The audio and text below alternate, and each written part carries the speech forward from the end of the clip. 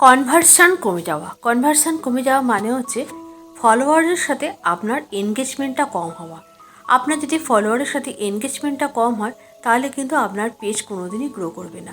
যেমন ধরুন, আপনার সামনে কোনো যদি ভিডিও আসলে আপনি যদি সেই ভিডিওটাকে প্রপারলি দেখে একটা সুন্দর কমেন্ট না করেন, তাহলে কিন্তু আপনার ভিডিওটাও কিন্তু ফেসবুক কখনো ফর ইউতে পাঠাবে না, মানে আপনার ভিডিওটা অন্যের কাছে কিন্তু পৌঁছে দেবে না।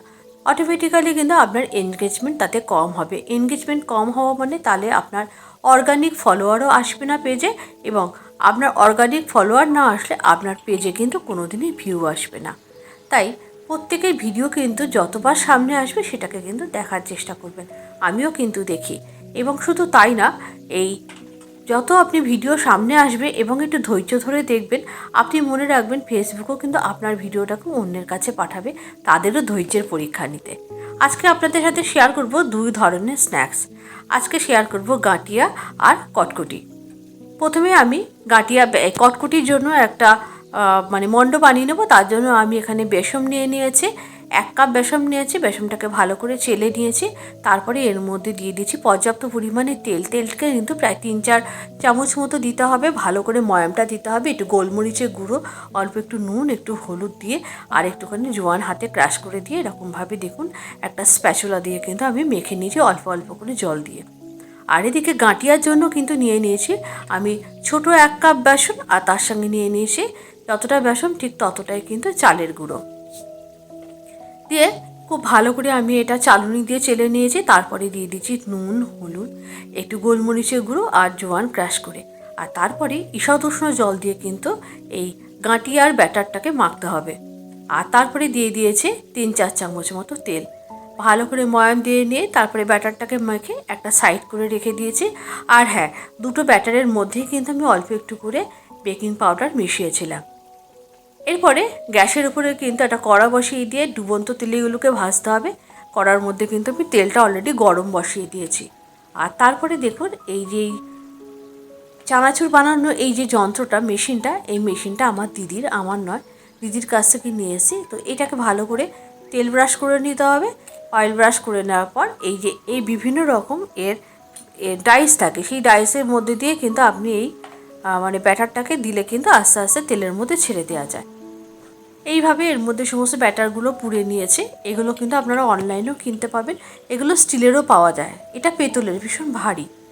দিদিকেও যেন কে একটা গিফট করেছিল, দিদি বলছিল।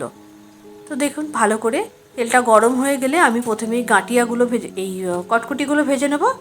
কটকটিগুলো ভেজে নিয়ে এরকমভাবে মিডিয়াম টু লো ফ্লেমে কিন্তু প্রথমে ভাজতে হবে। তারপরে গ্যাসের ফ্লেমটা একটুখানি বাড়িয়ে দিয়ে কটকটিগুলো একদম মুচমুচে করে ভেজে নিতে হবে। আর তারপরে কিন্তু আমি গাঁটিয়াগুলোকে ভেজে নিয়েছি।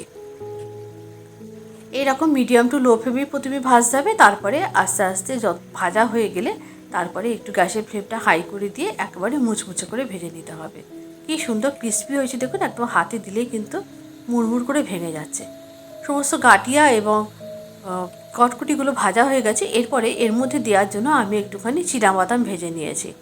চীনাবাদাম দিয়ে কিন্তু খেতে খুব ভালো লাগবে। চীনাবাদামগুলো ভেজে নেওয়ার পরই আমি কিছু শুকনো লঙ্কা ভেজে নিয়েছি, আর তারপরেই ভেজে নিয়েছি বেশ কিছুটা পরিমাণ কারি পাতা। এই সমস্ত কিন্তু মিশ্রণে কিন্তু এই গাঁটিয়াটা খেতে কিন্তু অনেক বেশি ভালো লাগবে। সমস্ত কিছু ভেজে নেওয়ার পর আমি একটা প্লেটের মধ্যে সমস্ত কিছু নিয়ে নিয়েছি, আর তারপরে সমস্ত কিছুকে একসাথে মিশিয়ে দিয়েছি। আর উপর থেকে ছড়িয়ে দিয়েছি অল্প একটু বিট লবণ আর একটুখানি শুকনো লঙ্কার গুঁড়ো। একেবারেই কিন্তু রেডি এই স্ন্যাক্স দুটো। সন্ধেবেলা চায়ের সাথে বা ছোটোখাটো খিদে মেটানোর জন্য কিন্তু আপনারা বাড়িতে এরকম ধরনের স্ন্যাক্স বানিয়ে রাখতে পারেন। আর বাচ্চাদের কিন্তু ভীষণ ভালো লাগবে, ঘুরতে ফিরতে কিন্তু তারা খাবে। আমরা তো ট্রেনে, বাসে এগুলো কিনতে পাই, কিন্তু এগুলো বাড়িতে বানিয়ে নিলে কিন্তু একদম ছোটোখাটো খিদে মেটানোর জন্য একদম আইডিয়াল। রেসিপিটা কেমন লাগলো অবশ্যই একটু কমেন্ট করে জানাবেন। তাহলে ওই যে বললাম, সামনে কিন্তু ভিডিও আসলে অবশ্যই তাকে স্ক্রোল করে ওপরে উঠিয়ে দেবেন না।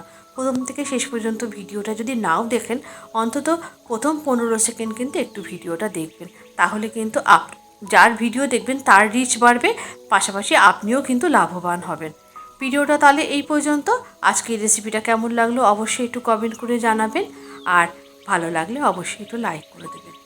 আবারও দেখা হবে পরবর্তী ভিডিওতে আর একটা নতুন কোনো রেসিপির সাথে।